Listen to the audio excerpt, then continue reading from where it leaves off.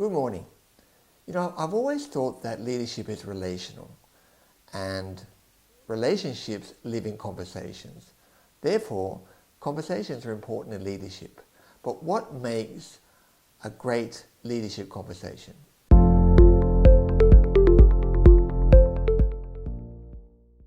Today, we need to lead right across the organization because we have to engage with people right across the organization because we need their collaboration.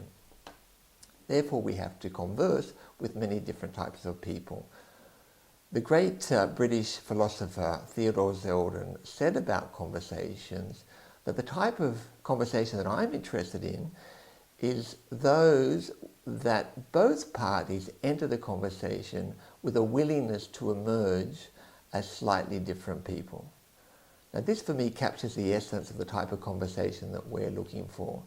We need to basically do three things well. We need to investigate well. We need to be aware of ourselves, how we think, to make sure that we're being objective. And finally, we need to advocate. So let's just look at those three things in a bit more detail. We need to investigate.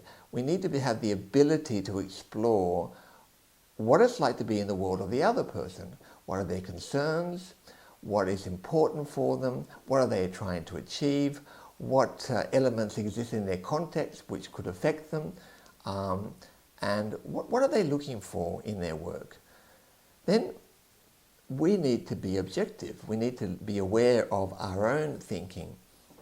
In J.F. Kennedy's last speech, he talked about truth, he talked about objectivity, and it was quite beautiful what he said. Let me just read it for you. The great enemy of truth is very often not the lie, deliberate, contrived, and dishonest, but the myth, persistent, persuasive, and unrealistic. Too often we hold fast to the cliches of our forebears.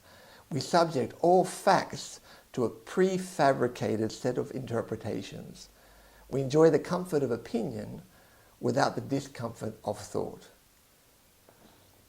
So to be objective, we really need to be aware of our thought and be critical. Are we being objective, or are we just thinking like our fathers thought and passing everything through this prefabricated set of interpretations?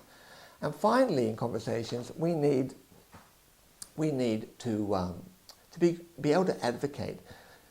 It's interesting to find out what the other person's world like, but the other person has to know what it's like to be in my world. What are my concerns? What are my objectives? What I'm trying to achieve? What is affecting me? What am I looking to achieve through our collaboration? So leadership lives in conversations, but we have to become very good at those conversations.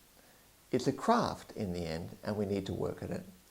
What do you think you need to improve in your conversations? See you next week.